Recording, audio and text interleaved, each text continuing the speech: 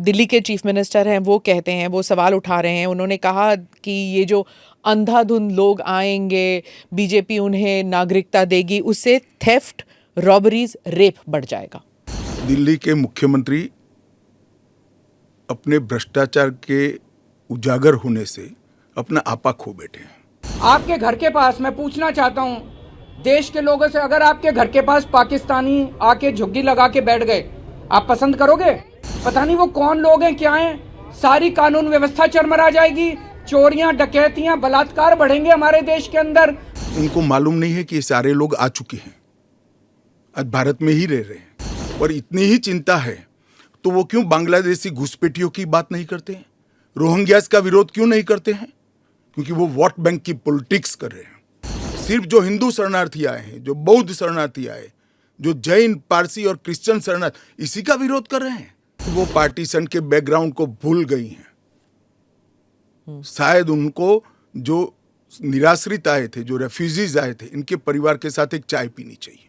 50 में आ गए, 60 में आ गए, 70 में आ गए, 80 में आ गए, आज भी नागरिकता नहीं है। अपने नाम से प्रॉपर्टी नहीं ले सकते हैं, मतदान नहीं कर सकते हैं। क्यों? क्या गुनाह है उनका? दिल्ली के चीफ मिनिस्टर हैं वो कहते हैं, वो सवाल उठा रहे हैं। उन्होंने कहा कि ये जो अंधाधुंध लोग आएंगे, बीजेपी उन्हें नागरिकता देगी, उससे थेफ्ट, रॉबरीज, रेप बढ़ जाएगा।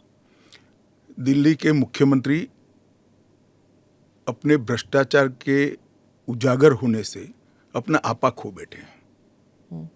उनको मालूम नहीं है कि ये सारे लोग आ चुके हैं, आज भारत में ही रह रहे हैं। सिर्फ इनको अधिकार नहीं मिला है, वो अधिकार देने की बात है। 2014 तक जो आ गए, इनको नागरिकता देनी है। और इतनी ही चिंता है तो वो क्यों बांग्लादेशी घुसपैठियों की बात नहीं करते हैं, रोहिंग्यास का विरोध क्यों नहीं करते हैं? क्योंकि वो वोट बैंक की पॉलिटिक्स कर रहे हैं। दिल्ली के चुनाव उनके लिए लोहे के चने चबाने जैसे हैं, इसलिए वोट बैंक की पॉलिटिक्स कर रहे हैं।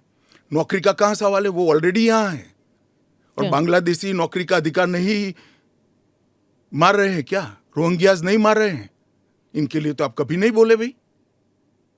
सिर्फ जो हिंदू शरणार्थी आए हैं, जो बौद्ध शरणार्थी आए, जो जैन, पारसी और क्रिश्चियन शरणार्थी, इसी का विरोध कर रहे हैं।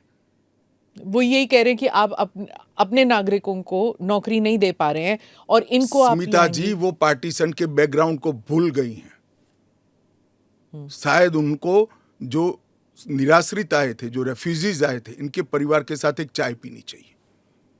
अरबों खरबों रुपए की संपत्ति छोड़कर रेफ्यूजी बनकर यहां आए थे, दिल्ली के बाजार में सब्जियों की दुकान लगाई थी। मोदी जी ने विभाजन की विभीषिका का दिन मनाकर उसको हिस्ट्री का हिस्सा बनाया है। इन लोगों के मन में संवेदना नहीं है, वो समझते नहीं है वहां धर्म के आधार पर इनके परिवार की महिलाओं का गौरव छीना जाए, अपमानित किया जाए, क्या करेंगे वो? इनकी वेदना हम भी नहीं सुनेंगे।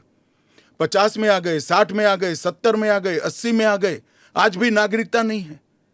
बच्चों को अस्पताल में दाखला नहीं मिलता है, ढंग की नौकरी नहीं मिलती है, छुट भैया नौकरी करते हैं, अपने नाम से प्रॉपर्टी नहीं ले सकते हैं, मतदान नहीं कर सकते हैं।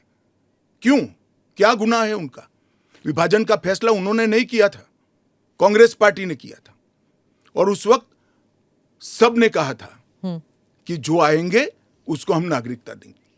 अब अपने वादे से मुकर जाना, मैं मानता हूं कि हमें तो कम से कम मंजूर नहीं है। इनकी संवेदनाओं को भारतीय जनता पार्टी भी महसूस करती है, इस देश के प्रधानमंत्री भी महसूस करते हैं, और हम मानते हैं कि इनकी ये 75 साल की वेदनाओं का अंत कभी न कभी आना चाहिए, और ये चुनाव के पहले आ जाए वो ठीक है।